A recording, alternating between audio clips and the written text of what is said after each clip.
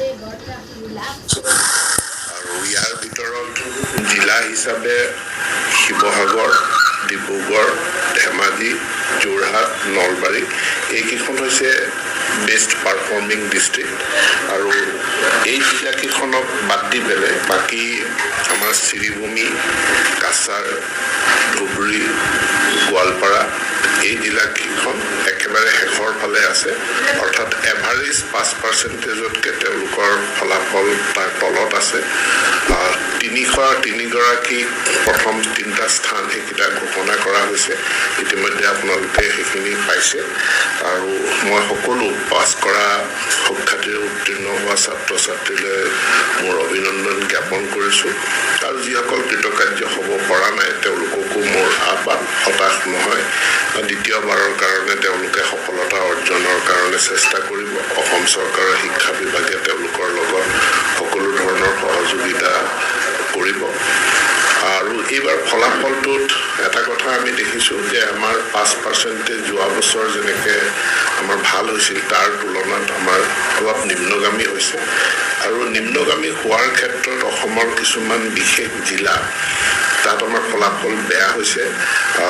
আৰু তাৰোপৰি আমি যদি চাওঁ যে আমাৰ কাষ্ট কমিউনিটি ৱাইজ চাওঁ তেনেহ'লে আমি দেখা পাম যে আমাৰ চাহ জনজাতি অঞ্চল আৰু অনুসূচিত জাতি তেওঁলোকৰ ফলাফল এভাৰেজতকৈ কম।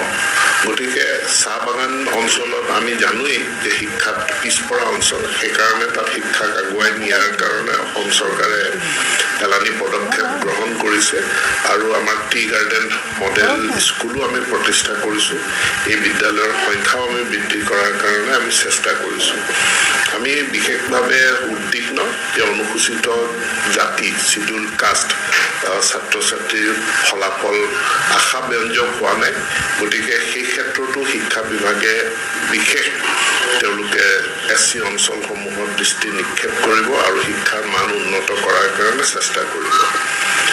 আন এটা যদি আমি কাষ্ট কমিউনিটি ৱাইজ চাওঁ তেনেহ'লে আমি দেখা পাম যে OBC, MOPC, schedule tribe, plains তেওঁলোকৰ 5%টো প্ৰায় 71%, কিন্তু জেনেৰেলৰ 5%টো তলত। এতিয়া এইটো কোনোবাই প্ৰশ্ন কৰিব পাৰে যে ST, P তেওঁলোকৰ 5% ভাল, কিন্তু সাধাৰণ জাতি শ্ৰেণীৰ 5%টো কম। সাধাৰণ জাতি শ্ৰেণীৰ 5%টো কম এইটো বিশ্লেষণ কৰি যদি চোৱা যায় তেনেহ'লে যথেষ্ট সংখ্যক সাধাৰণ জাতিৰ লোক থকা শিৱসাগৰ বা যোৰহাট তাত ফলাফলটো ভাল। কিন্তু যিহেতু চৰ অঞ্চলৰ লোকসকলো সাধাৰণ জাতিৰ ভিতৰতে অন্তৰ্ভুক্ত হয়, গতিকে গোৱালপাৰা, ধুবুৰী, কাছাৰ, শ্ৰীভূমি আদি জিলাৰ বেয়া ফলাফলটোৱে সাধাৰণ যিটো জেনেৰেল কেটেগৰী অফ ষ্টুডেণ্টছ তাত 5%টো তাত নিম্নগামী কৰাত এটা তেওঁলোকৰ কণ্ট্ৰিবিউশ্যন এটা আছে। আৰু এই দিশটো আমি বিশেষভাৱে চাম।